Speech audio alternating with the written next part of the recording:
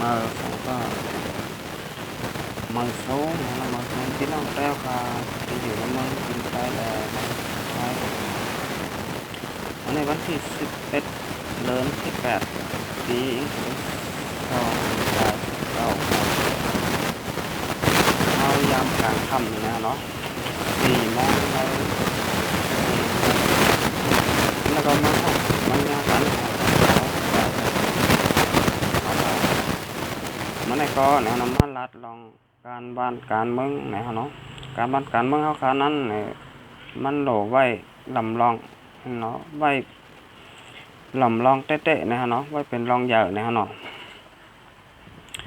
พี่น้องเจ้าคือเมืองสันหลอยจึงใต้เขาขาเนี่ยนะที่อยู่ในเมืองจึงใต้อยู่ในเมืองจึงไทยเกาหลีเนี่ยเนาะอยู่ในเมืองเขตอยู่กูวานกูเมืองเนี่ยเนาะโหลไล่อ่อนกันเห็นหูการบ้านการเมืองการศึกเนี่ยเนาะเขาขาดด้วยเปิดเนี่ยเนาะเหมือนหนังพี่น้องต่างชาติเคยเขาเนี่ยเนาะจังหวะเมืองไทยเมืองดาวเซมบ้าเนี่ยเนาะเปิ้นเห็นหูการบ้านการเมืองเนี่ยเนาะก็สังลาเนี่ยก็ว่าเมืองเปิ้นขึ้นใหญ่ยาวค่ะเมืองเปิ้นขึ้นใหญ่เนี่ยลองการบ้านการเมืองมันเป็นมีอยู่ในห้องเรียนเนาะค่ะมีในห้องเรียนตั้งแต่ก้อนเล็กค่ะก็เรียกก็ใหญ่ก็คู่การเมือง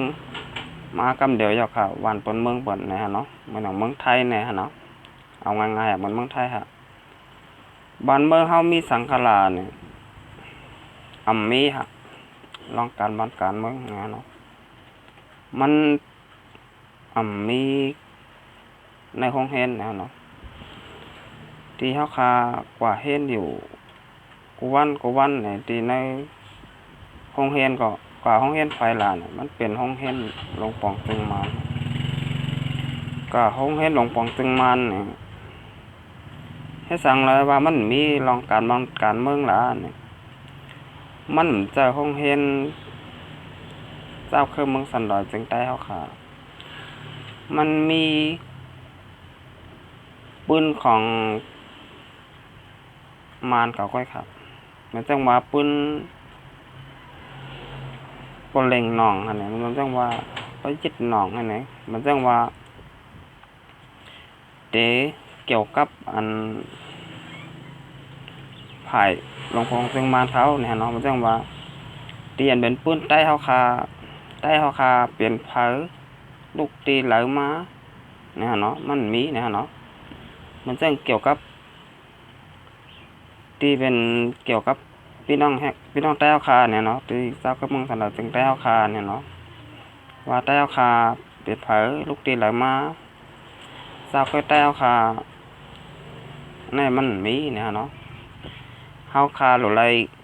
เฮียนหูเอาหังก้อยเนี่ยเนาะสมว่าเฮาคาคัดเจอเฮาคาเฮียนหูเนี่ยก็เต็มหูกันเนี่ยเนาะมันจังพี่น้องเจ้าคือเมืองสันดอยจึงใต้เฮาคาเนี่ยที่อันเฮียนหูการบ้านการเมืองเนี่ยมันมีเนี่ยเนาะกับสังลาเนี่ยกับวันเมืองเฮาคาขึ้นใหญ่ครับการบ้านการเมืองอันว่านั้นสังว่าเฮาคาเฮียนหูกว่าเนี่ยเฮาคาก็ได้เป็นคนหูการบ้านการเมืองเนี่ยเนาะสังว่าเฮาคาเฮียนหูกว่ากันนำเนี่ยเนาะเฮาคาก็ได้เป็นคนมีปิ่งหญ้าคนมีต่างหูค่ะเอาง่ายๆว่าจังเฮาคาคนเฮียนหูการเมืองเนี่ยเนาะมันก็เหมือนเฮาคาหมอเล็กหมอลายเนี่ยฮะเฮาคาหมอเล็กหมอลายเนี่ยเฮาคากว่าทั้งหลายมันก็ง่ายครับกว่าทั้งในเนี่ยก็ง่ายกว่าทั้งในเนี่ยก็ง่ายเนี่ยเนาะเพราะเฮาคาฮู้ฮะสังว่าคาเฮียนหูการบ้านการเมืองการศึกเนี่ยก็เหมือนก้นหมอเล็กนั่นฮะก้นหมอเล็กก็อันในตัวข้างในเนี่ยฮู้ก็วันนั้นครับสังว่าคาหมอเล็กเนี่ยก็พวกหมอเล็กใต้เนี่ยก็ในตัวข้างตกกาตกค่าตกงานเนี่ยเฮาคาแต่ลัดไหลเนี่ยเนาะสังว่าเฮาคาฮู้การบ้านการเมืองเนี่ยก็เฮียนฮู้เนี่ยก็เฮาคาก็เหมือนก้นหมอเล็กนั่นฮะนี่หยังเป็นหยังอันในพรรคการเมืองโหเสืออันในพรรคการเมืองสืบเผือก5ในพรรคการเมืองพรรคการเมืองโหเสือในโหเสือสืบเผือกในเป็นพรรค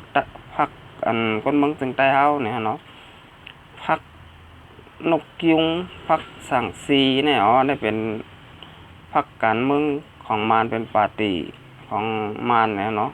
ปาร์ตี้มารได้มี2ปาร์ตี้ปาร์ตี้นกยุงปาร์ตี้สังสีเนี่ยเนาะปาร์ตี้ใต้เขาจะมีปาร์ตี้เสือเผือก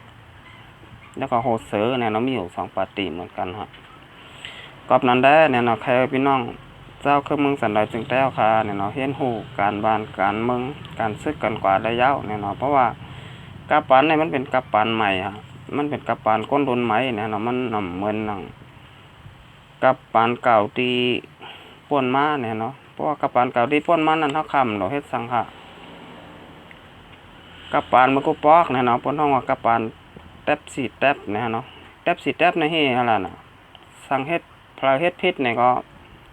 พวกกะลันมาน้ำมันมาเอาตายเอากะตายกำเดียวฮะเอากะตายไปนั่นทำสังอ่ะมันเหมือนกับปานมาแล้วเนี่ยเนาะกับปานเมื่อก่อนเนี่ยเฮ็ดสังเลยเนี่ยแต่มาย้อนดัดนี้เนี่ยเนาะเหมือนแจ้งเขาว่าปลูกก้างปลูกเก๋เนี่ยเนาะจังว่าปลูกแห้งเนี่ยเนาะมันมีการก้นบานก้นเมื่อมได้เล็กมากค่ะกับปานมันคูปอกนั่นเนี่ยเนาะเราเป็นก้นร้องเนี่ยก็เปลี่ยนกว่าป้องตายลุกมาให้ไหนฮะมันได้10กันกว่านั่นมันจังอันไม่10ไม่ก้น10ก้นบ้าฮะปานมันก็บอกเขาข้ามเราเห็นหูสังฮะดูเลิกก้นลงเฮาเนี่ยก็ดูอะไรบ้าฮะก็มันมีกันแต่กับปานมันก็บอกเนี่ยเนาะกับปานมาเลี้ยวเนี่ยมันเป็นจังหื้อนี่กับปานมาเลี้ยวในกับปานใหม่ฮะเอากลางใจก้นบ้านก้นเมืองว่าฮะมันจังเฮาคาเตเลิกปลูกกลางปลูกเกก้นหลงปลูกแห้งก็ก้นบ้านก้นเมืองฮะเดี๋ยวเลิกเฮาคาดูไรหูอ่ะดูไรหูจังหื้อลาเนี่ยก้อนไหนมันแก้แข็งมันดีมันแก้ในเฮาขาดต้องได้เลือกมันน่ะสังว่าเฮาขาดก็เลือกก้นแก้แข็งก้นดีหมอจอยพี่น้องก้นบ้านก้นเมืองเป็นก้นขี้ข้านเป็นก้นหูสังนี่เฮาขาก็หยาบใจหากับมันนั่นฮะนั่นแหละค่ะว่าให้เห็นหูการบ้านการเมืองการซึกกันได้ยาวเนี่ยเนาะพี่น้องได้เอาค่ะเนี่ยเนาะเอาค่ะคำนั้นก็จะมี3หัวข้อข่าวเนี่ยเนาะแต่มาเล็บเพ่นจอมกันเนี่ยเนาะหัวข้อข่าวที่1เนี่ยเนาะพี่น้องก้นนอนก้นเมื่อค่ะเนี่ยเนาะก้นหอกกา ตีเว้งเซียนบีเนี่ยเนาะไรเงี้ยเป็นจุ่มจิบกองกลางเนี่ยโตกว่าเนี่ยเนาะหัวข้อข่าวที่2เนี่ยเนาะตะปองจุโฮมแห้งกัน6 ปากปลายเนี่ยเนาะแต่กว่าดังหลายได้ไป6ค่ะค่ะหัวข้อข่าวที่3เนี่ยเนาะนำถมเมืองมานเนี่ยเนาะเมืองผมตุ่มเมืองมานฮะค่ะคำในเข้ามาด้วยหัวข้อข่าวที่1เนี่ยเนาะเมื่อวันที่11เดือนที่8 2แห่งปลาย19ค่ะข้าวย่ำกลางในเจ้าเนี่ยเนาะนั่น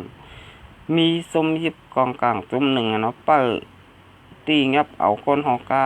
อันกว่ามาตีเหนือเสียนตั้งเนื้อแกนำสลับแลนาตี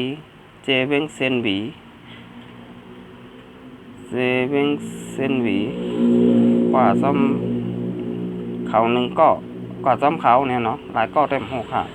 เนี่ยมีจุ่มซึกยิบกองกลางค่ะ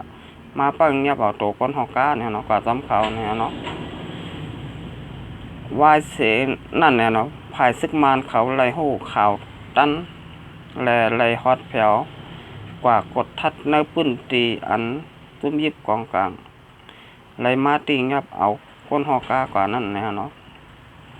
บายเสมีจุ่มยิบกองกลางเนี่ยเนาะมายิบมาตีงับเอาตัวก้นหอกากว่าเนี่ยเนาะตีเวียงเซนบีเนี่ยเนาะภายซึกมานเขาก็ไล่เข้ามากดทัดตัวยาวเนี่ยเนาะมากดทัดได้ว่ามันเป็นเผาจุ่มหลายเนี่ยเนาะแต่ก้นหอกาได้ผลงับกว่ายาวค่ะตีงับกว่าลองสังเนี่ยนั่นแต่ก็ถ่อมต้อยข่าวต้อยเงาเนาะนั่นแต่ก็พอถ่อมต้อยเนี่ยเนาะค่ะมันให้ข่าวมาแต่งข่าวตอน2เนี่ยเนาะข่าวตอน2ในตะป้องสู่คมแห้งกันตั้งน้ำเนี่ยเนาะเตกว่าหลอดตึก เตกาหลอดตึกตับซึกลงปองซึ่งมันเฮ้ยหรือว่าเตกาหลอดตึก4 เฮ้ยเนี่ยข่าวก็ไปหู้ไรเนี่ยเนาะเมื่อวันที่10เนี่ยเนาะเดือนที่8 2แห่งปลาย19ค่ะย่านเปิด ย้อนเปิดศึกมานเนี่ยเนาะตึงศึกลาเซียวเขาไล่ฮับผู้ข่าวคึดตันในปืนตีผ่ายตกคงเสียแฮนศึกหมอก3ปากบายขึ้นมือเป้าตังศึกตะปองสู้เขาศึกลักแข่งเอก็ก้างซึกลอยเทียนและSSPP วานให้เนี่ยเนาะห่มกันตึกคำน้ำคงตีตากอเดลัดมาตั้งเมืองหยอในแลตีวันกว่างโถลินซึกมันป้อเตรียมกว่ามดก้อยกาเขาฮัดขึ้นเป้าตั้งหอยตั้งลอยเนี่ยเนาะย้อนสั่งในคำฮัดเป้าขึ้นตั้งหอยตั้งลอยค่ะล่ะย้อนว่าตับปองสู้ค่ะเขาหันตะปองสู้มีเอ็นแห้งตั้งนำครับมอกคกปากปลายเนี่ยฮะเนาะนั่นฮะเอ็นแห้ง6ปากปลายครับซึ่งมันมีเท่าไหร่ครับ3ปากปลาย3ปากได้6ปากเนี่ยเนาะมันก็ฮัดขึ้นกับป้าตั้งหอยตั้งร้อยเนี่ยเนาะเพราะกับป้าก็ตายนั่นฮะตายแน่นอนเพราะว่าเหมือนบนว้าเนี่ยเนาะมานำก็มาเป้หมูครับมึงคงหมูเป้หมาเนี่ยฮะเนาะพอนำของเป้กับปันก้นมาเหลียวเนี่ยฮะคนเอาอันน้ำบาไข่กะเพื่ออันแก้ในคนโกเขาแก้นะเขาเขียนนะมาเขาให้พันเขายืมเขาเนี่ยมันมีลายเอาค่ะพันเขายืมเขาบนโกะกับปานก้นมาเหลียวเนี่ยฮะพันเขายืมเขาบนป้อตายไปหรอเขาป้อตั้งเมื่อป้อตั้งเนี่ยก็ตายแล้วค่ะเปลี่ยนก้นแล้วค่ะแล้วใครได้แก้ได้เขียนเนี่ยมอกาเฮ้ยเนี่ยก็เปิ้นโกเนี่ยเนาะเปิ้นโกทางล่างเปิ้นโกก้นพร้อมกันฮะสังว่าเขาพร้อมกันเนี่ยเปิ้นโกฮะเขาคาว่ามันต้องเอาหมู่วันในพร้อมกันนี่แหละพร้อมมันต้องหมู่วันเนี่ยเปิ้นทัดมายุงมายามมาเก้าฮะจังว่าหมู่วันเนี่ยพร้อมกันอยู่เขาอยู่มาดอกจ้ามักจ้าเนี่ยเปิ้นเข้ามาง่ายๆฮะก็ในกอกจ้าเอาก็ในกว่ามันจอยเลยกันฮะมันพร้อมกันนะเนาะเอาครับก็มีเขาคามาข่าวตอนที่3นะเนาะข่าวตอนที่3นี่น้ำทมเมืองห่มตุ่มเมืองมานเนี่ยเนาะเมืองหมอลำแมงครับเมืองหมอลำแมงเมืองมอนเนี่ยเนาะเป็นเมืองมอนพี่น้องมอนเฮาเนี่ยเนาะเป็นเจ้าคือตีอยู่ในเมืองห่มตุ่มเมืองมานเนี่ยเนาะมีคนตาย50ก่ออยู่ค่ะมันดีโกดเด็กๆอ่ะฝนตกหายใหญ่เนาะฝนลงมาน้ำทมลอยก่นนะเนาะลอยก่นลอยมันก่นลงมาฮะก่นลงมาถมเนี่ยฮะลงมาก็ถมเพิ่นถมเยตั้งน้ำเนี่ยเนาะฝนตกไข่ใหญ่ฮะก็แม่มาตกใส่ลอยฮะลอยมันก่นลงมาทางฮะมันดีโกเต้ๆเนี่ยเนาะตั้งน้ำนองฮะน้ำนองฝนตกใส่ลอยเนาะก็แม่น้ำนองลงมาฮะลงมาจำกันเนี่ยมาถมเพิ่นเยถมตั้งกวาดมาเนี่ยนะฮะเนาะเฮ็ดให้พี่น้องเมืองมอนเฮาเนี่ยเนาะพี่น้องเมืองมอนลำแมงเนี่ยเนาะไล่ตายกว่า50ก่อยาวเนี่ยเนาะตีโกเต้ๆค่ะไผน้ำทมเนี่ยฮะเนาะน้ำทมดีหลายก็แต่ไรตั้งตุกข่ายอยากผุดขันใจที่นั่นยาวเนี่ยเนาะมาเมืองไทยมาเมืองมันมาเมืองตีหลายเนาะมีไผน้ำทมเนี่ยดีโกเต้ๆเนี่ยเนาะเฮาคาได้อยู่เกียงใหม่เนี่ยฮะเนาะอยู่เกียงใหม่แต่ก็ปลอดภัยดีอยู่เนี่ยเนาะก็มีน้ำทมน้ำหังเนี่ยฮะเนาะค่ะมันได้มาลัดกันได้ก็เนี่ยครับเนาะมาลัด36มาลัด3ข่าวครับมันเนี่ยค่ะ